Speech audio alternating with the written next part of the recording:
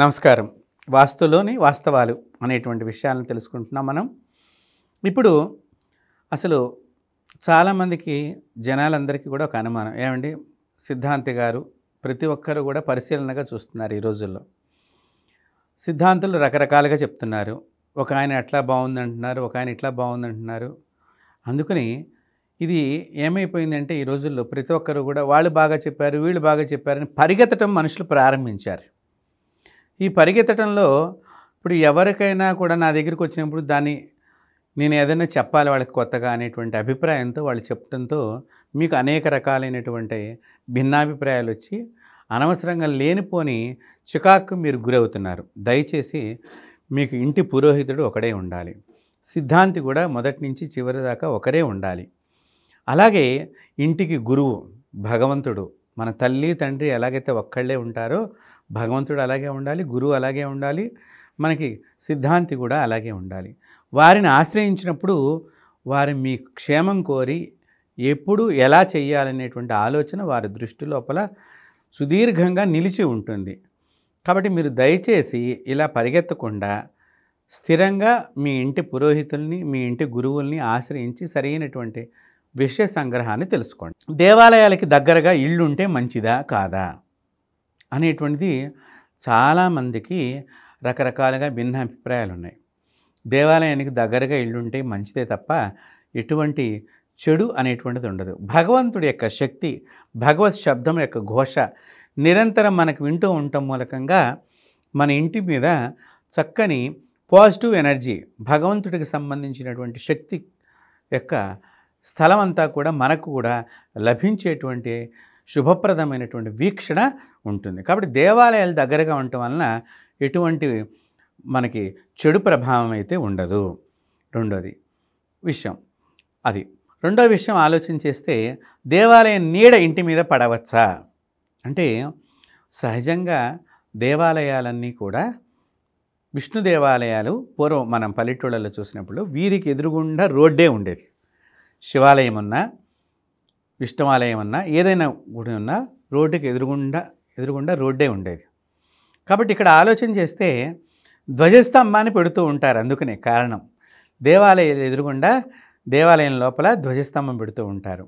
ఈ ధ్వజం మీద భగవంతుడు చూపు ఉంటుంది కాబట్టి మనకు ఎటువంటి సమస్య ఉండదు అనేటువంటిది ఒక రకమైనటువంటి అభిప్రాయం.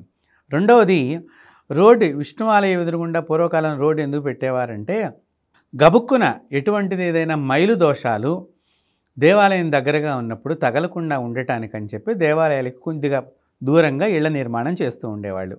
ఇప్పుడు ఆ దేవాలయం దగ్గరగా ఉన్న వాళ్ళకి ఎవరికైనా మైలు తగిలిందనుకోండి, దేవాలయాన్ని మూసివేయాల్సిన పరిస్థితి వస్తుంది. కాబట్టి అలాంటి పరిస్థితి రాకుండా ఉండటానికి గాను అప్పట్లో దేవాలయాలంటి కూడా ఇళ్ళకి దూరంగా కట్టేటువంటి వారు.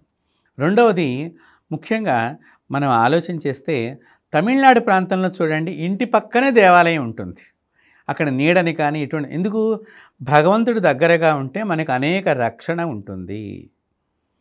మీరు బాగా గుర్తుపెట్టుకోండి, భగవంతుడి రక్షణ మనకి ఉండాలి. కాబట్టి దేవాలయాలకి ఇప్పుడు కూడా దగ్గరగా ఉండటం శుభప్రదమే తప్ప దోషం కాదు, ముఖ్యంగా ఆలోచన చేస్తే. తర్వాత ఇక శిఖరము నీడ, శిఖరాన్ని బట్టి దాని నీడ, దాని యొక్క ప్రభావం అనేటువంటిది. చాలా మటుకు దేవాలయం చుట్టూ తిరిగేటువంటి పరిక్రమ ప్రదేశం ఉంటుంది.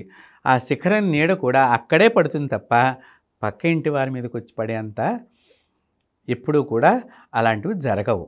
కాబట్టి మనకి అటువంటి చింత కూడా అవసరం లేనే లేదు. రెండవది అది. ఇంకా మనం ఆలోచన చేస్తే దేవాలయం దగ్గర ఆ సందులో కానీ ఆ ప్రాంతంలో కానీ మన ఇల్లు ఉందనుకోండి, సంగీతానికి సంబంధించినటువంటి మేళ వాయిద్యాలు వినిపించడం మూలకంగా నిరంతరము శుభప్రదమైనటువంటి మంగళ ధ్వని వినిపించడం మూలకంగా మనకు అది క్షేమము, నిరంతరము శుభకరమైనటువంటి శబ్దాన్ని వినటం. రెండవది, ఉత్సవాలు జరుగుతూ ఉండటం, అదొక శోభాయమనం, దాన్ని మనం తిలకించడం అదొక శుభప్రదం. అంతేకాకుండా ఆ సందులోంచి అమ్మవారు కానీ అయ్యవారు కానీ పల్లకీ సేవతో కానీ రథం మీద కానీ వెడుతూ ఉంటారు. ఆ వెళ్ళినప్పుడు ఆ ఇంట్లో వృద్ధులు ఆ అమ్మవారిని దర్శించుకున్నప్పుడు వాళ్ళకి పుణ్యం తప్పకుండా వస్తుంది. చూడండి ఎన్ని లాభాలు ఉన్నాయి ఇక్కడ. కాబట్టి దేవాలయాలకు దగ్గరగా ఉన్నంత మాత్రాన మనకి ఎటువంటి చెడు జరగదు. కాబట్టి హాయిగా ఆనందంగా మనం జీవించవచ్చు. కాబట్టి మీరందరూ కూడా ఇలాంటి వాస్తువులో అనేక విషయాలను మనం తెలుసుకుంటున్నాము. చక్కగా ఇవన్నీ కూడా వీక్షణ చేసి మీ అనుమానాలకి, మీ సందేహాలకి అన్నిటికీ నివృత్తి చేయటంలో భాగంగా జై హిందూ ఛానల్ అనేటువంటి యాజమాన్యం వారు ఈ నిజమైనటువంటి వాస్తు సూత్రాలన్నింటినీ కూడా మీకు తెలియచేయాలనే సంకల్పంతో ఈ కార్యక్రమాన్ని ఏర్పాటు చేయడం జరిగింది. మీరు మమ్మల్ని ప్రోత్సహించాలి, మరింత ఈ వాస్తు శాస్త్రాన్ని మీరు తెలుసుకోవాలనేటువంటి ప్రయత్నంలో భాగంగా ఈరోజుకి స్వస్తి.